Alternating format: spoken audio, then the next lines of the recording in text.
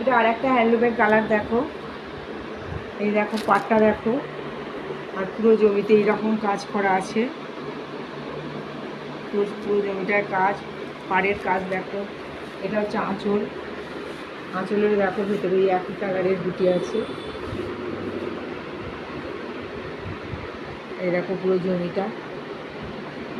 জমিটা দেখো। আর blouse piece, এইটা হচ্ছে ব্লাউজ পিস।